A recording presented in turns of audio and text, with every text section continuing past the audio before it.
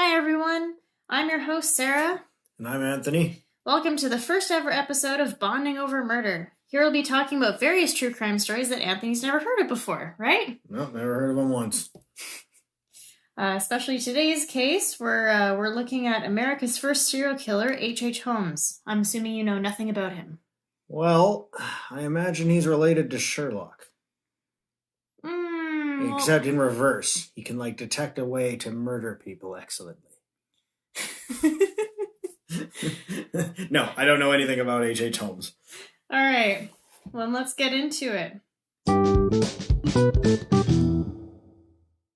Born in Gilmanton, New Hampshire on May 16th, 1861, Hermann Webster Mudgett, that is his name. Mudgett. Such a gross name.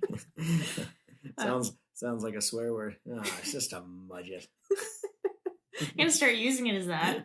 Stop being such a mudget! He had a very privileged upbringing and was known to be a very bright child. He took an interest in medicine and was rumored to perform surgery on animals, as every psychopath starts at every case I've ever heard of in existence. They always do shit to animals. Yeah, but was the surgery a success? No. Did he successfully remove a hamster's gallbladder? I'm assuming it was bigger animals. I'm just going to say. Just saying, that sounds like some mad skill. You usually hear about him chopping up animals and being cruel and all that. This guy's like a surgeon performing surgery on animals, you know. Well, surgery in air quotes, I assume, since he's a child. I like to think he removed a squirrel's appendix. Well, you'll want to not believe that when I give you all the stuff that he's done. Dude's messed. Where's New Hampshire? It is... Oh, I wrote this down. We're Canadian, just so everyone knows. It is on the East Coast, below Vermont, and kind of in that neck of the woods of, Eastern Canada, not too far from the border, I think. Oh, okay. My American listeners can correct me. I don't know anything about U.S. geography. I did Google it, but I did not write down where it is. Don't you know where Vermont is? So, moving on. Yeah. So it was also reported that he was bullied as a child by his classmates, who on one occasion forced him to stare at a human skeleton, because kids are awful. Forced him to stare at a human skeleton? At a doctor's office. They had actual human skeletons, I believe, at the time. Okay. And he was terrified of the doctor, so they're like, hey, let's get this guy... this fucking kid we hate, to stare at the human skeleton that he's terrified of. That seems like a very strange prank. Kids are weird. We know this. Yeah, I suppose. I'm just imagining them propping him up with his eyelids glued open, staring at a skeleton while he's just like, no, skeletons! I can't confirm how old he was. I think he was 6 when this happened, so it was young. All right, fair enough. I bet they're regretting it now, because he claims this incident got rid of his fear of death and led him to his obsession of killing as an adult. Yeah, so it broke him, basically. Backfired horribly, yes. Backfired. The objective was to torture the guy, and it succeeded. And then he's like, ooh, maybe I like human skeletons. Yeah, I want to look at more skeletons. Great. Sounds like what's his last name again? A Mudgett? Mudgett. A Mudgett. M-U-D-G-E-T-T. That's a Mudgett way of doing things. I'm just gonna... How do you do, ma'am? May I meet your skeleton, please? In 1878, Holmes married his first wife, Claire Lovering, and had a son with him as well. He was 17 at the time. Shortly after their wedding, he enrolled himself into the University of Michigan's Department of Medicine and Surgery. While in university, he stole corpses from graves, morgues, and cadavers, which he would sell to other medical schools, or claim they died in an accident for the insurance money. Okay, so he's an entrepreneur, and he likes dead things. He's not an entrepreneur, he's a swindler. Well, yeah, I suppose. I think he... Entrepreneur is an honest business. You can't steal corpses and call yourself an entrepreneur. You're an entrepreneur stealing corpses. That is not how that works. I don't think it has to be an honest business for you to be an entrepreneur. I think you just have to pioneer in your field, and his field was stealing bodies and making money. Genius. Well, he was briefly expelled for it, but he actually graduated in 1884 when he was 23. As you do. Yeah, well, 1800s are a crazy place, I'm assuming. In 1885, he moved to Chicago, leaving his wife and son behind to start fresh and invade his criminal past. And what his criminal past? Evade His criminal past. Okay, I got you. Just trying to play it straight now. Never mind all the bodies. It's more so like, maybe I can do more. Oh, God. Somewhere else. Man, the idea of him doing more. I don't want to know what his more is. Dude, you're going to find out in 2 seconds. He should try and do less, I think. Well, he didn't, and he got killed for it. Goddamn Mudgett. Or sorry, executed for it. But we'll get to that. He's such a Mudgett. Around this time is when he changed his name to the infamous Henry Howard Holmes in honor of Detective Sherlock Holmes. Oh, right on. Okay. Which I feel is kind of ironic because he's the anti-Holmes. Yes, yeah. The anti-Holmes. I like that. Yeah, he's the anti-Holmes because I found it a little weird that he liked Sherlock Holmes even though he is a murderer and Sherlock Holmes catches murder. Yeah, he's basically, it's like if they hadn't invented the character Moriarty, this would be the dude. Sure. He does have medical training and university degree. This is the real life Moriarty, except he named himself Holmes because, he's such a freaking Mudgett. All right. You just hate his name so much. I'm not a fan of the dude himself, by the way, with his squirrels, He has a very fancy mustache, though. I thought you would enjoy that. Well, never mind then. Now we're kindred spirits. If you went back in time to the 1800s, you wouldn't tell him apart from any other 1800 man because he had the fancy mustache and he had the bowler hat. Now he'd be the fanciest lad at the party. He found work at a pharmacy in Englewood, Illinois, which is, I believe, a neighborhood in Chicago. From my Googling, people can correct me. I don't, again, know anything about U.S. geography. I am in Canada. I mean, I'm okay with geography, but I guess I know a little more about Europe than I do about the States. I know you're a history buff, so... I know roughly where all the 50 states are, but I try... You don't know where Vermont is, so no. Vermont's a state?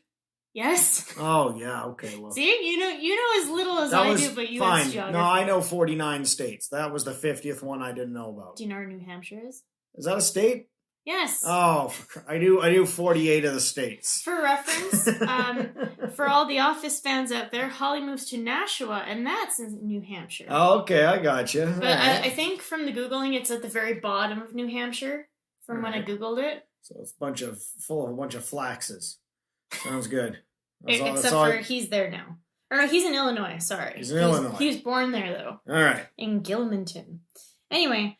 the original owner disappeared, and Holmes took over the business. I wonder what happened to the original owner. He's in these little evenly proportioned little bags at the bottom. Like Dexter? Yeah, joining all the squirrels that Dexter put down there. Yeah, squirrels. Yeah, like when he turns into a lumberjack. Oh, he's chopping apart raccoons. You're just like this. You don't just change your spots. Hey, I'm a lumberjack now. Yeah. And now there's little raccoons in evenly proportioned bags at the bottom of the lake. Well, they're actually making a new series about Dexter now. Yeah, the fish and wildlife cops catch up with him. You just know that's what's going to happen. Well, the trailer actually looked really good. But anyways, after he took over the pharmacy, he married for a second time to Myrta Belknap and started his construction of the Murder Castle across the street. That's what it's been dubbed as, the Murder Castle. Well, what's this Murder Castle? It literally just looks like a 3-story building. It looks like a regular building. Well, what's its purpose? What is he building? To kill peoples. So he built a giant building to kill people. Yes, and live there. Which I will point out at this time, he's not divorced from his first wife at this time, just so everyone's aware. He's rude, but he seems like an entrepreneur. No one else has ever pioneered an efficient way to kill people on you know what? Actually, never mind. We're getting into some pretty dark history. I was just about to start thinking about facilities, and we're going to move on. Yeah, we're going to move on. Yeah. This guy would fit in with Hitler. I think him and Hitler would be good friends. They'd be besties. Yeah. They'd totes be besties. All right, so this guy's building himself a murder machine building. Murder castle. And it's basically a labyrinth of death, is how I would put it. It's like the Winchester Mansion, where there's like stairways that lead to nowhere and like doors that lead into brick walls and shit like that. So it's like a rainbow of death. Why is a rainbow associated with death? The varieties. There's so many different ways to die in that place. Okay, well, can I get to them? I'll get to them. Okay. It took 18 months to build when it originally was only supposed to take 6 months. To prevent anyone from figuring out what his plans were, he kept firing and hiring new laborers, claiming their work wasn't up to standard. I mean, yeah. Was his reasoning. As you do. Yeah, so the castle was finished in 1893, right in time for the World Columbian Expo, which drew in 27 million visitors during the 6 months of it running. 27 million visitors in the 1800s? Yep, for one expo. That seems like a really high amount of people without modern transportation. How'd they all get there? I don't know. I didn't Google that. Just donkey wagons for days. Well, it was 6 months of running, so still, that's a lot of people to get in and out in a 6-month window with the absence of modern transportation. It's something else. Yeah. I thought 6 months was a little long, but now that you put it that way, it kind of makes sense if they're on ship or something. It's a lot of dudes. Or across the country. U.S. is a big country. Not as big as Canada, but still takes forever to get past if you're not on an airplane. Most countries are going to seem big if you're not sitting on an airplane. Yeah. Or a car that can travel. That is exactly right.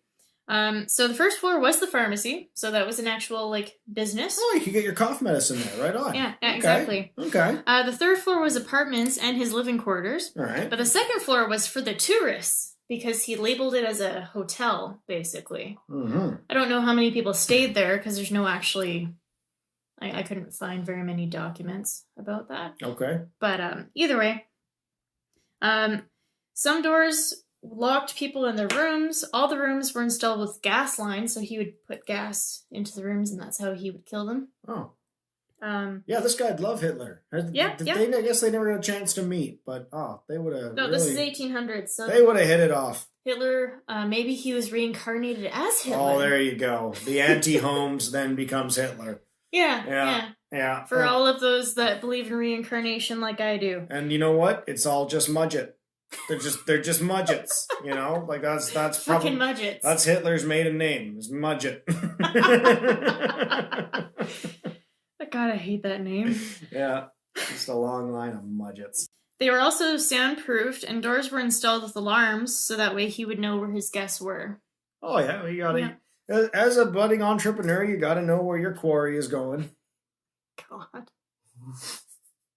That's too much. There was also a hanging chamber on the second floor. Oh boy. Literally, I think I saw in the pictures of the blueprints, it literally says hanging chamber.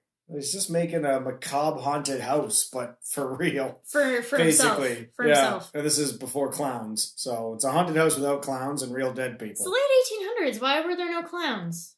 Do you know the history of clowns? I don't know the history of clowns. So you don't know that there's no clowns? I'm assuming that those big red noses, they didn't have the fabrics to... they must have. It's the late 1800s. Yeah, I guess.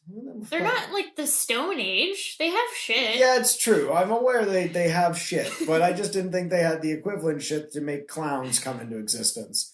So we gotta find out where clowns came from, man. Did they really just drop onto the planet from outer space? I'm sure it's an evolution from jesters. Yeah, okay. They probably weren't jesters at the time. Well, I said the evolution of jesters. No, I know. So there must have been some in-between in the 1800s. Maybe like a jester that's a little creepy, that made you uncomfortable.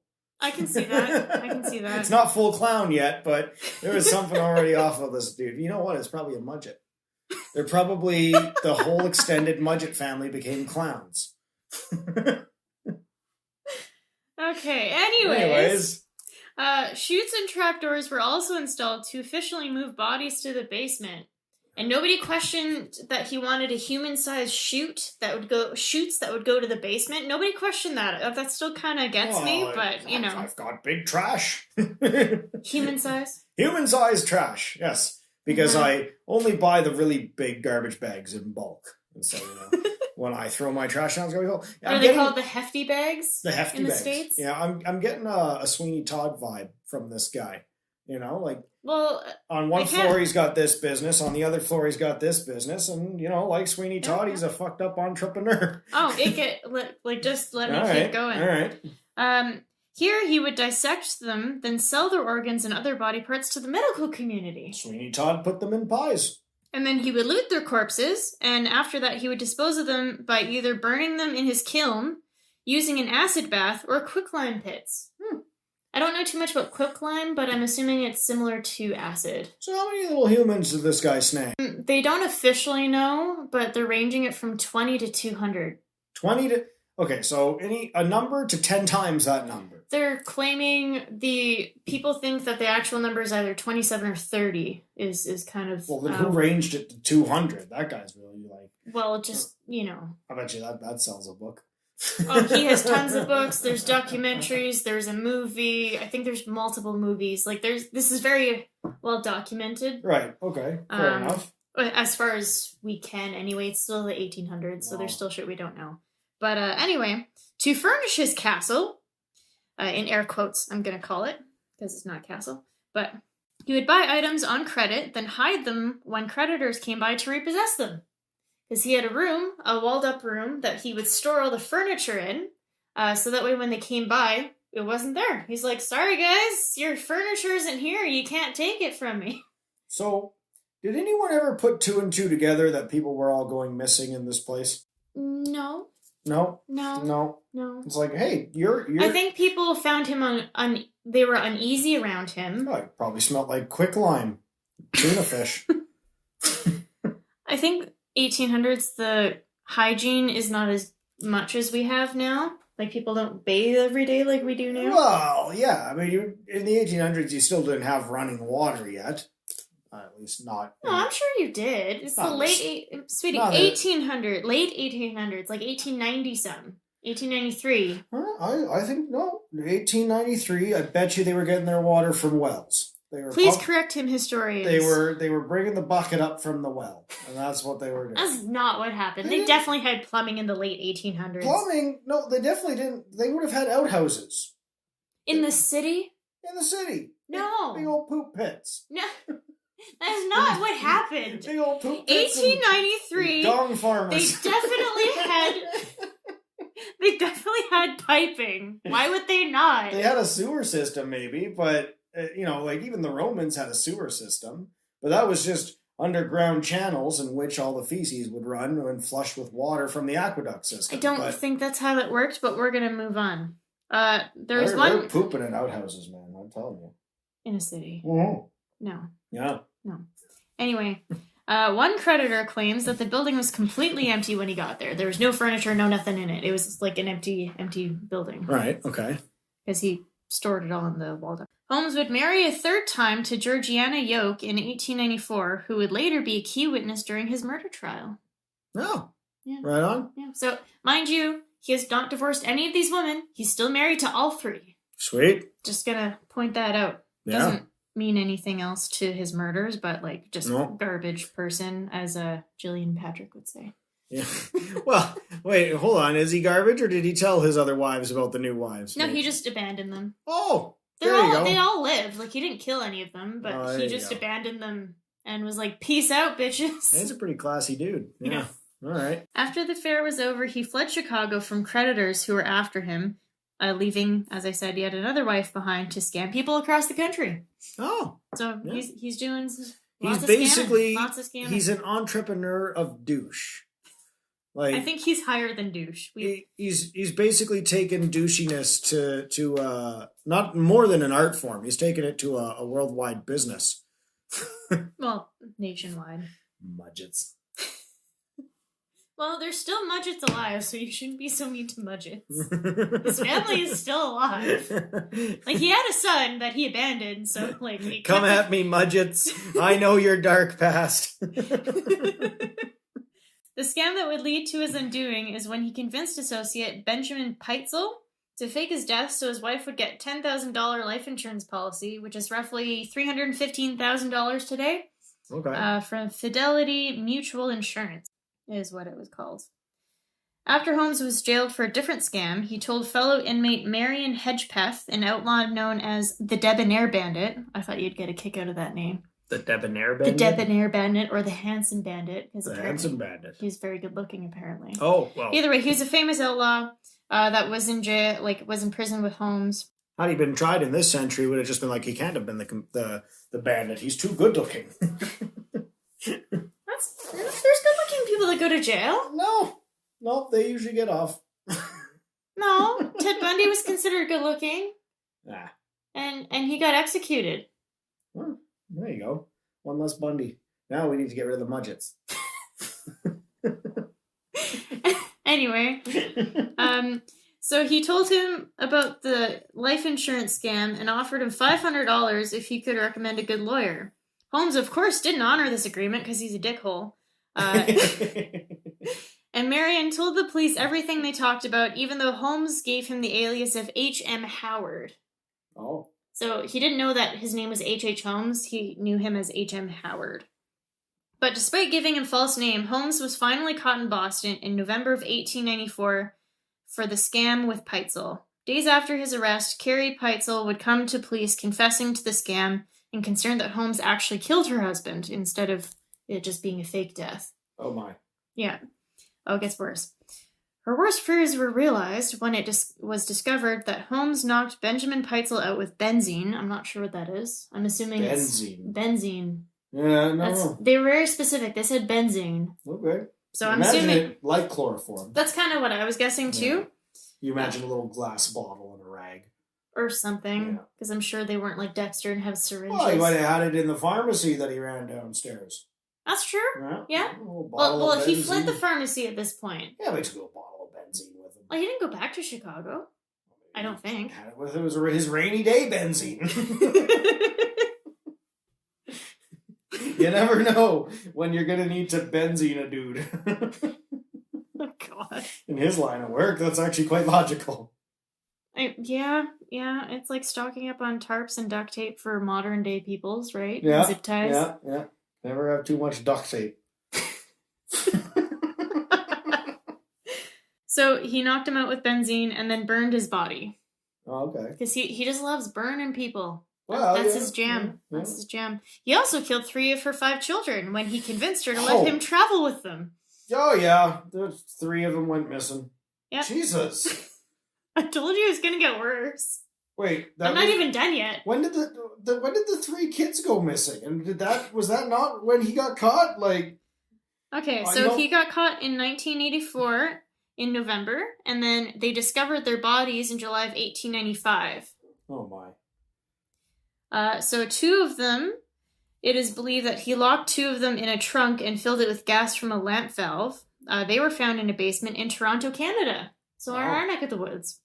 The 3rd body was charred and located at an Indianapolis cottage Holmes rented. I don't know why he separated them, but I'm just going to say Toronto is not our neck of the woods. It's Canada. It's the second biggest country in the world. We know where Toronto is. I don't know where the hell Indianapolis is. Toronto is hours and hours and hours away. It's so different there. The climate's completely different. It sucks. It's warm and muggy. It's kind of like being It's like a steam room. It's gross. If the steam room was inside your armpit. Yeah. It's pretty gross. Sorry, Toronto. I just hate your summers. I will say though, I went to sleep in the boggy forest in Toronto once, and all we heard was just wolves howling and nothing else. Which is cool and a little magical. Creepy, There was a magic to it for sure. If you could get past the mosquitoes pitter pattering against the canvas of your tent like rain. Gross.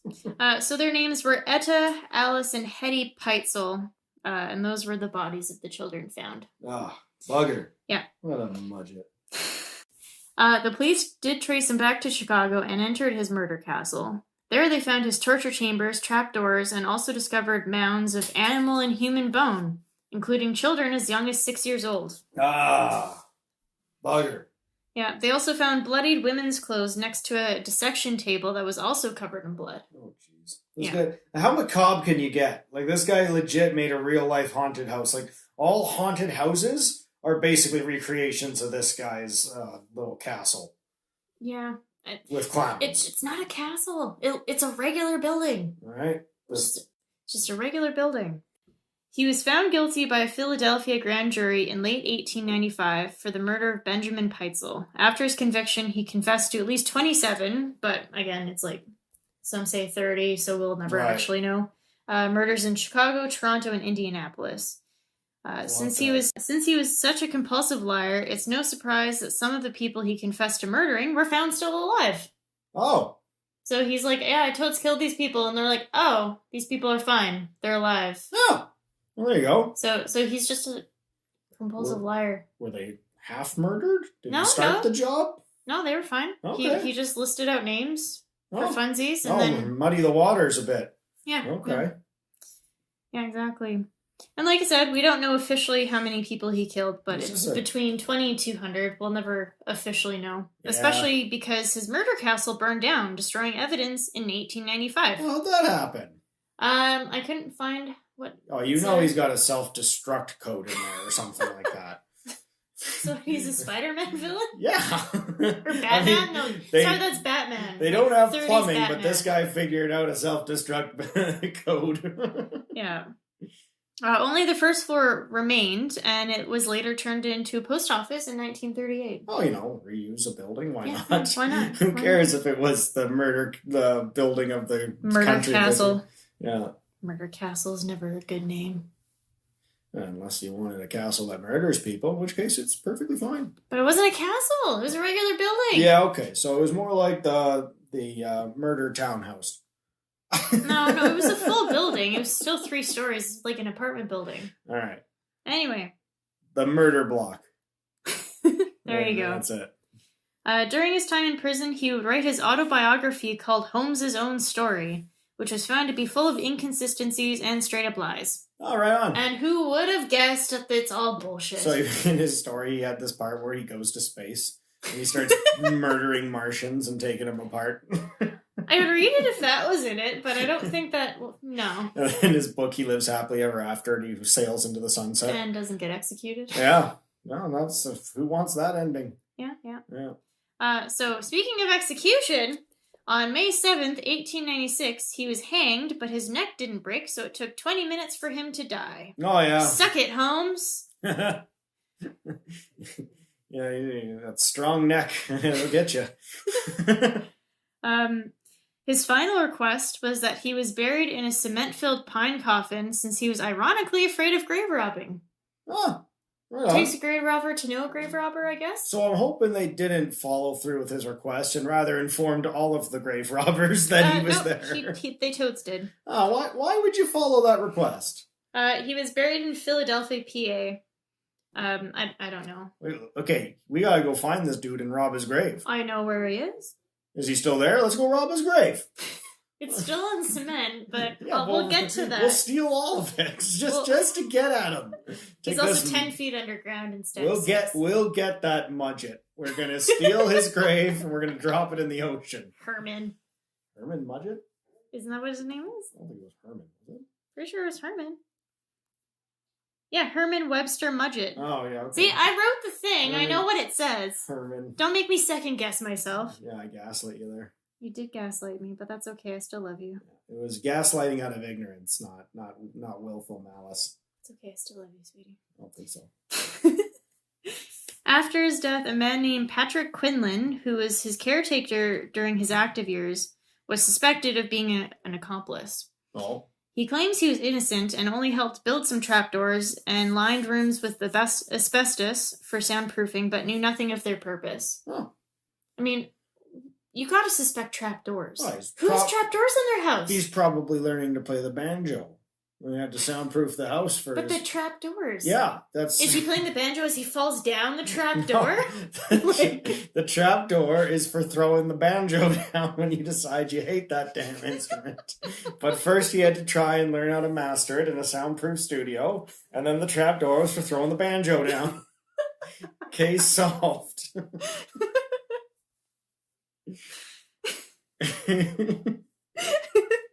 Since there wasn't enough evidence to charge him, he was released of suspicion. Oh, okay.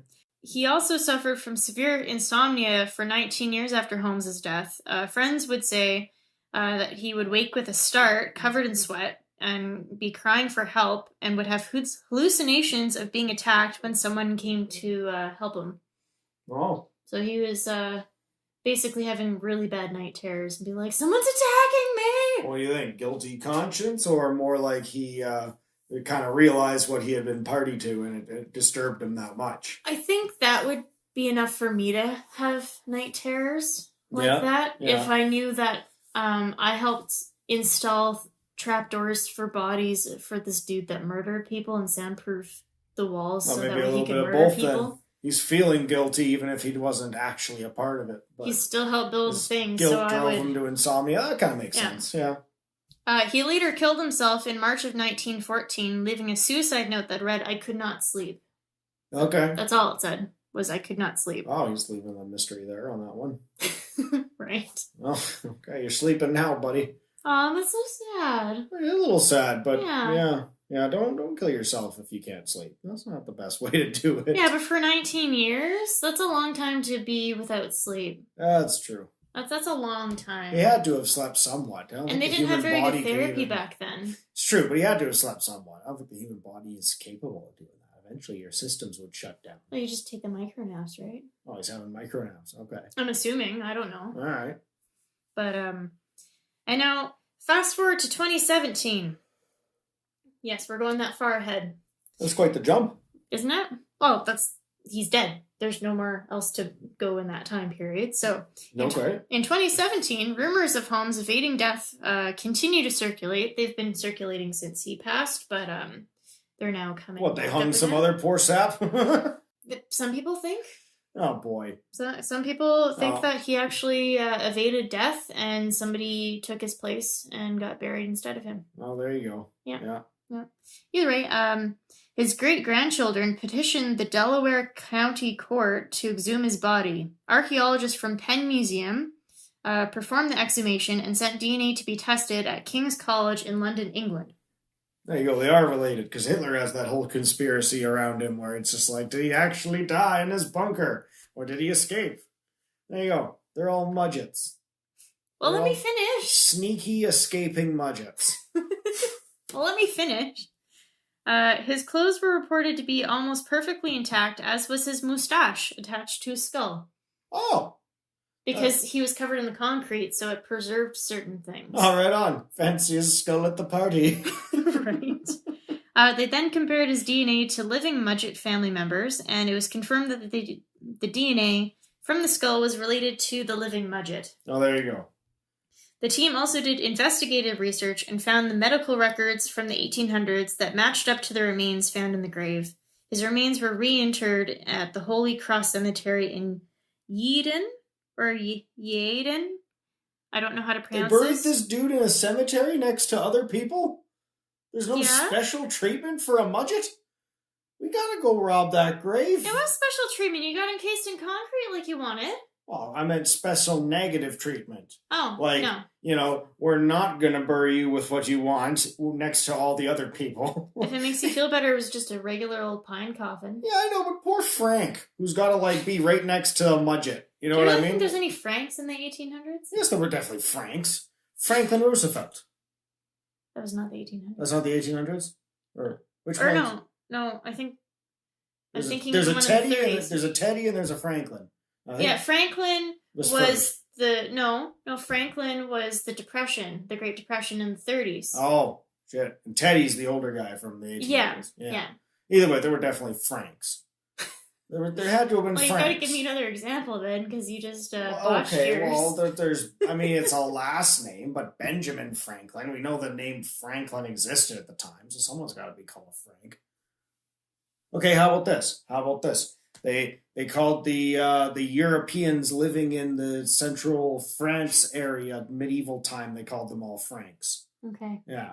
So they were all Franks. I'll accept that from you. And then up north they were all Georges. Georges and Franks, and in the south were all the Bills. And the Henrys. No, those guys weren't around yet. This is all fairy tale time anyways. Yeah, exactly. Okay. So what do you think of Senior Douchebag? Well, I'm glad he's dead, but I really want to go rob his grave now. We have to go to Philadelphia, Pennsylvania. It'll be a spiteful grave robbing, but I think it's worth doing. And while we're at it, we can go visit Scranton. Oh, yeah. Yeah, same state. Yeah, we'll just drive by in our car with this with this mustachioed skeleton hanging out the trunk. AJ Holmes! Just as we drive by. Excellent. I think Pennsylvania is going to like us. Yeah, I'm sure they will. Yeah. So long story short, H.H. Holmes is a dude from the 1800s who created a murder castle so he could kill and dissect peeps. Nice. Right? Yeah, that's lovely. Glad that he's gone now. Thanks for listening to our podcast. Yeah, thanks very much. Don't forget to follow us on Instagram at bondingovermurderpodcast. Or just press that big old follow button wherever you're listening to your podcasts. Have a case you want us to do? Email us at bondingovermurder@gmail.com. Bye! Mudgett.